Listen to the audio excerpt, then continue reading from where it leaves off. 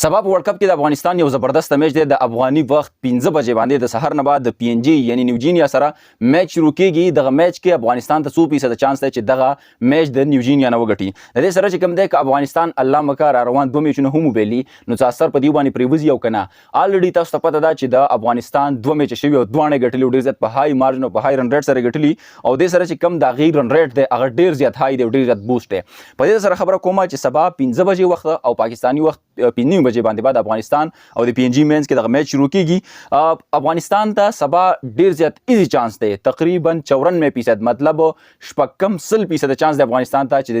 د نیوجینیا نه دغه میچ وګټي. نو دا صفه خبردار چاته پته ده چې افغانستان سخت ټیمانو ته ماته ورکړه نیوزیلند ونده کې ټیم ته شکست ورکو نو دا پی ان جی په کې کوم ټیم دی او دا کوم ټیم دی. خو بهر حال دا ده چې میچ کې بیا هم هیڅ پتن لګي میچ دی خدا خبر کلیر هم ده چې افغانستان چې کوم ریکارډ تاسو ته په دې موجوده ورلد کپ کې ښکاري هغه ډیر زیات کلیر کړ دی. افغانستان ته په ایڈوانس کې مبارکي دی الریډي وتلی دي د سوپر 8 مقابلو ته یو سره ویسټ انډیز وتلی دی او د سره چې کوم دی افغانستان هم په خپل باندې وتلی دی. ک الله مکه افغانستان د روان دوه میچونه هم وبېلي بیا هم څه اثر په افغانستان نه پریوزي دی الریډي وتلی دی الریډي کوالیفای کړی دا الله دې نه کې دغه وبېلي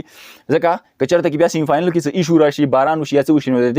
د افغانستان چې وس کم رن ریټ دی څومره هاي رن ریټ دی د دې فائدہ به تاسو الته کې وګورئ. افغانستان ډیر زیات زبردست طریقه باندې میچونه ګټلي دي تقریبا په دې ټیم کې د دې سره +5 د دې چې کوم رن ریټ د افغانستان دی او د ویسټ انډیز درې میچ ګټلي خو هغه رن ریټ دومره نشته هغه 2 رن ریټ دی 2 رن ریټ دی. د دې سره چې کوم دی یوګانډا هم په ماینس کې روان ده پی ان جی هم ماینس کې نیوزیلند هم ماینس کې که هیڅ قسم مسله افغانستان ته نه جوړیږي. افغانستان الریډي وتلی دی سبانه چې کوم میچ د ډیر زیات ایزی میچ دی افغانستان ته په ایڈوانس کې مبارکي ان شاء الله افغانستان سبانه میچ ګټلی دی. سره چې کوم دی افغانستان چې سبانه میچ وګټي نو هغه افیشلی بیا کوالیفای وکړي د سوپر 8 مقابلو ته. بیسټ ویشز بیسټ اف لک افغانستان کرکټ ټیم زمونږ پاکستان کرکټ ټیم خاصم بس لا پته نه لګي چې صحیح حساب کتاب بکیږي خو افغانستان کرکټ ټیم کلیر کټ سبا وتلی دی ان شاء الله د سوپر 8 مقابلو ته افیشلی به وځي. الریډي وتلی دی خو مطلب افیشلی به سبا وځي. تاسو خپل سره د افغانستان ټیم به سبانه میچ په څومره مارجن سره ګټي او زما امید ده چې ډیر په هاي او غټ مارجن سره به ګټي نو رن ریټ به ډیر زیات خشي ډیر زیات بوست بشي کېدای شي یو ایکسترا پوینټ هم حاصل کړي.